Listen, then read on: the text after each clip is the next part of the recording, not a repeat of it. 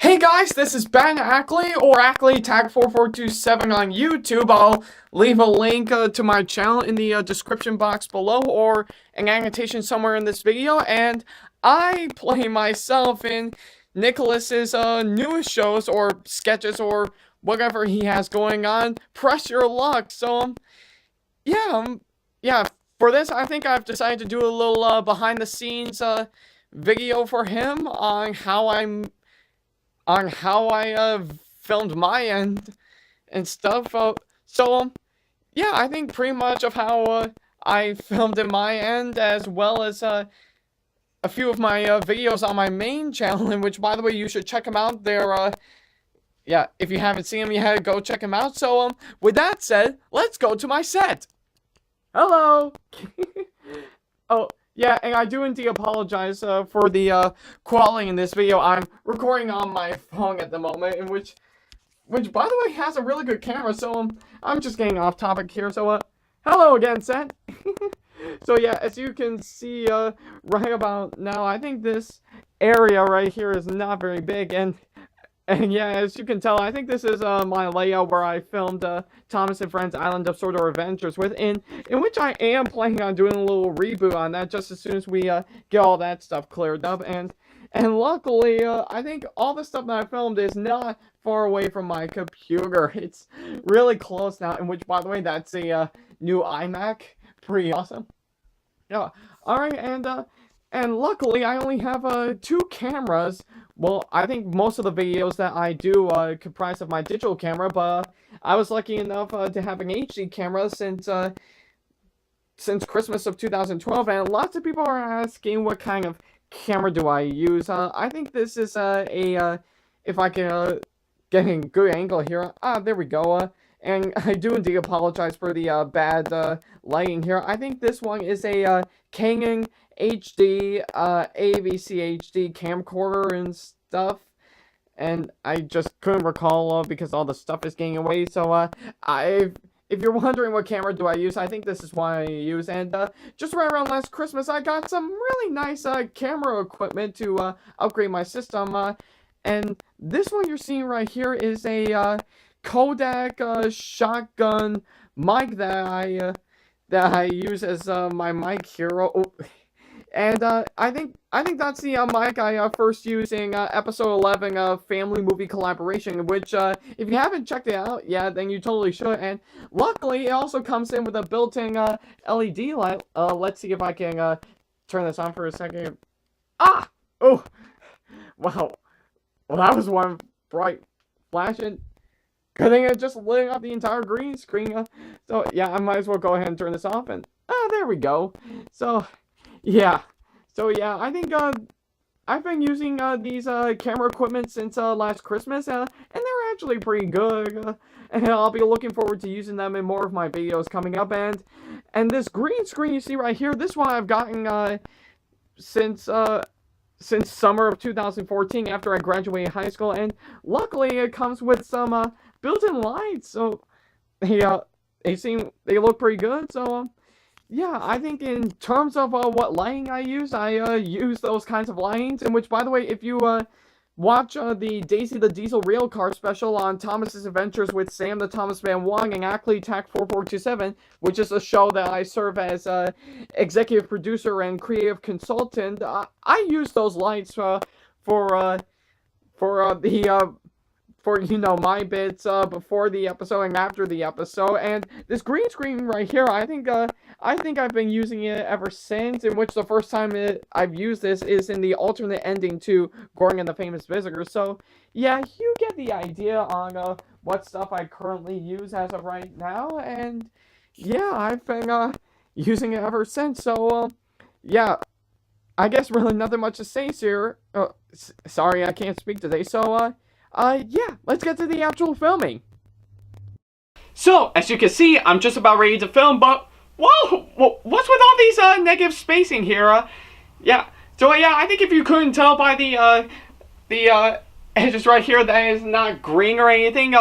For the most part, that's true. I think what I'm gonna do is that first I'm just gonna move the there. Yeah, there we go. I just needed to move the tripod for a second, And I think the next thing I'm going to do is that I'm going to zoom in a little bit. Oh. Yeah, I think that looks pretty good. Yeah, might as well fix up the edge a little bit and see if I can zoom in a little. Yeah, I think that looks about right. So now, usually because since my videos are shot in front of a green screen, I think back in the old days before I got this new iMac, in which you saw a little bit earlier, I tend to use a chroma key effect in Adobe Premiere Elements 9 that was made specifically for Windows. So yeah, I think and it actually helps get me into whatever background I usually get, and usually chroma key effects are much easier right now, but since this is made for a specific member of my clan or a really good friend of mine ever since, I intend to send the raw footage to him.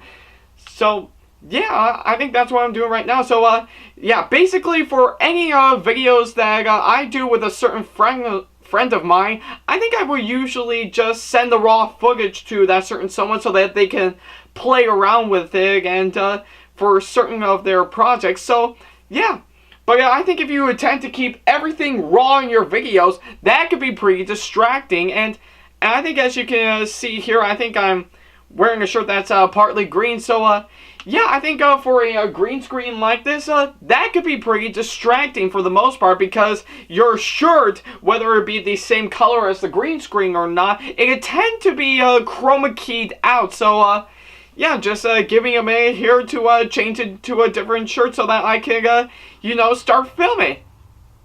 Because let's face it, everything is fixable in post. Thus the old saying, fixing in post. Okay, I am now back, and I'm wearing a white shirt and everything. Now, I think some of you may be wondering, why do I have to wear a white shirt like this, as opposed to my long sleeve dark green shirt that I wore earlier? Well, basically, by that, for what I understand, I think white usually works a whole lot better, because you can just leave it out while you're chroma keying. Oh, just got a little black fuzz right there. Yeah, I think this is a big problem with most green screens. The fuzz usually just stay behind it and stuff. So yeah, if you have to wear a white shirt and everything, it'll work much better with your green screens. But in terms of lighting, it can be very bright and it will be, of course, very distracting, because, you know, the white shirt can go a lot wider if it's near bright light like this. So yeah. And I think I usually intend for each of the lighting that I currently use, they can get so hot that the bulbs can, of course, burn out at any minute. And now, just excuse me for a second, I think I've got a bulb right here that needs fixing. Ah, there we go. So, yeah, I think with, of course, in terms of editing, I think if you wear a shirt with a completely different color, it actually works much better if you try to chroma key out the green screen and stuff. So, yeah, I think this actually works much better and stuff. So, yeah, and I think if you're wondering what's going on behind the green screen, well, believe it or not, there is a brown sheet that is right behind. So, now the reason why I've decided to add that in is because, well, I think for when I first used it, I think there is some sort of reflection that is like coming through the screen, and I do admit that could be pretty distracting for the most part, because if you were to keep the green screen the way it is with nothing in front of it whatsoever, that can, of course, reflect back and stuff. So, yeah. And I've, of course, forgot to do that in the alternate ending to Goring and the Gremlin. If you haven't checked it out, yeah, I'll provide a link or an annotation somewhere in this video that'll take you there, because that was, of course, the very first time I ever used a green screen like this for each of my videos. So, yeah. And I think for chroma key effects, I say go professional with it, because you would tend to see certain parts of the screen that can be a little bit fuzzed up and stuff, and that would be pretty distracting. So I say go professional with your green screen effects, because, you know, everything is fixable in post. Everything is fixable in post nowadays. And of course, I forgot to tell you guys, I have my script here, and I think for what I usually do, I think for a actor like me, like this, I think I tend to look over my lines, and I usually do about like a couple takes in, which I'm gonna do right now. So, yeah.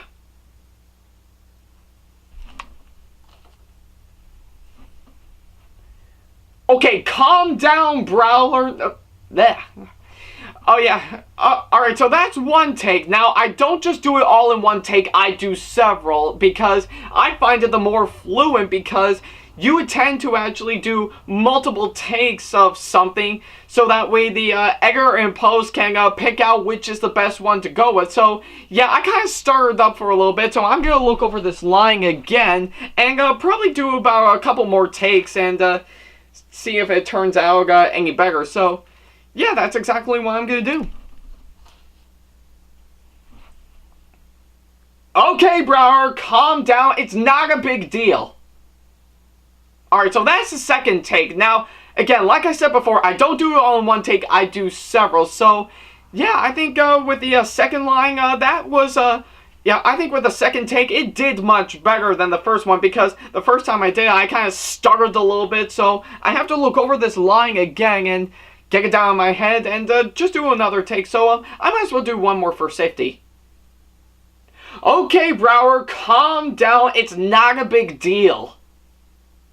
You know, that one is a whole lot more cheaper, so honestly, I think with I think every single take I do, I think it's either the very first take or the very last take. I think it's very rare if it's one of the middle ones, so yeah, I think...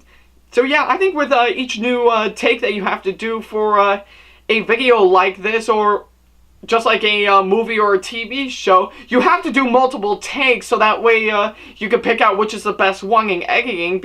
But if you were to do it all in one take, you'll be left with a really bad project from beginning to end.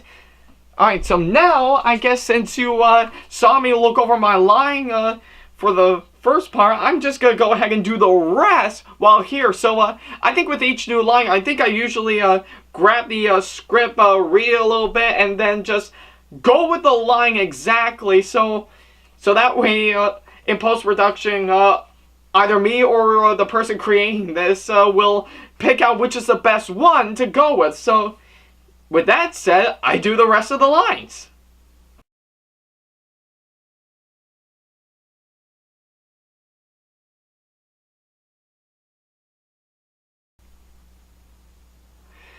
Alright, so I guess I've dug all of my lines, and so yeah, you can understand on how I do this on my videos and everyone else's videos. So yeah, I think I'm gonna go ahead and import all of my lines into the computer and send it all to Nicholas. So yeah, I think with that said, I'll yeah, if you guys want to check me out on my own YouTube channel, then I'll leave a link to my main channel, youtube.com/thenewAA4427, in either the description box or an annotation somewhere in this video. And if you want to check out some stuff that I do with my friend Sam the Thomas Man 1, go check out our two-member channel SA4427TTF12 to see all the stuff that we do. So, yeah, thank you guys so much for watching, and yeah, I guess with that said, this is Ackley TAC4427 saying, peace out, have a nice day, and I hope you enjoyed this special behind-the-scenes video.